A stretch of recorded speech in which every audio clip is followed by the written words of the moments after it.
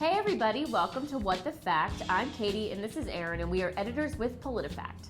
Every week we sort out fact from fiction on the campaign trail and also in your news feeds. This week we're talking about an issue that you've likely heard a lot about. It's called Medicare for All. The Democratic candidates for president are debating whether or not to replace Obamacare with this new healthcare solution.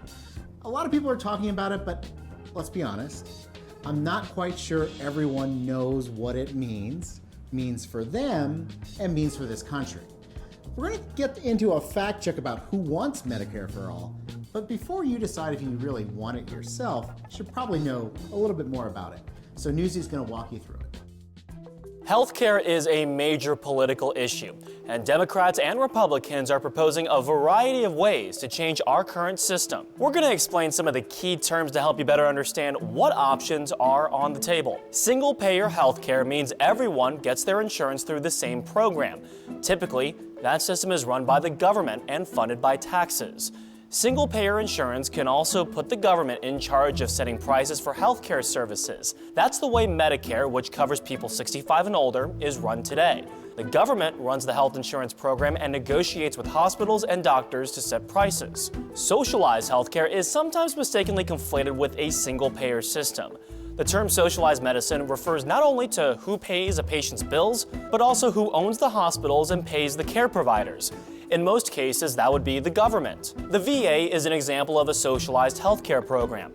All veterans get their insurance through the government, and they receive care at VA hospitals where the government owns the buildings and employs the staff. Medicare for All is a term being used by several Democratic presidential candidates, with Senators Elizabeth Warren and Bernie Sanders being the biggest proponents.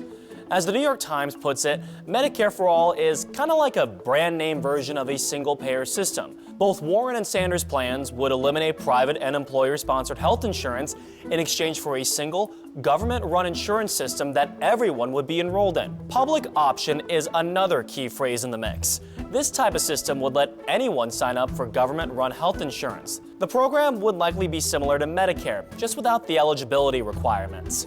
But a public option would be just that, an option. People would be allowed to stick with private health insurance if they wanted to. And there's one healthcare term that looks at the big picture: universal coverage. It just means that everyone would have health insurance. This is the ultimate goal for most candidates, but what politicians still need to figure out is which type of healthcare system will help us get there. All right, so that's a little bit about the healthcare system and specifically this plan called Medicare for All. Now, Joe Biden is a Democrat running for president, the former vice president. He opposes Medicare for All, the plan that's really being supported by Bernie Sanders and Elizabeth Warren. And he actually says a majority of Democrats are with him. The fact is that right now, the vast majority of Democrats do not support Medicare for All. We heard that and, of course, wanted to fact check it. What did we find? So the polling that we found portrays Biden's point in a misleading light. He's really glossing over the fact that a lot of Democrats do support Medicare for All, but it depends on what they're told about it. So we looked at the Kaiser Family Foundation polling from a year ago, and a lot has happened since then.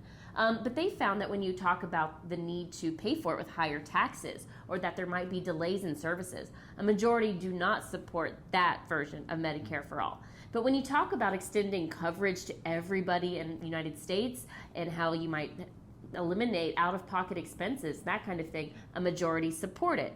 So, like I said, the polling on that is a year old, but it does undermine Biden's point just a bit. There's a ton of polling on this specific question. It really matters how you ask it. This is the same thing we saw, by the way, when we talked about Obamacare. Polling not only shifts over time, but it shifts depending on how the question is asked. In this case, and probably the one thing I would say that defends Joe Biden a little bit, is when people were asked, basically, you had one choice. Could you expand Obamacare? Would you do Medicare for All? Would you do something else?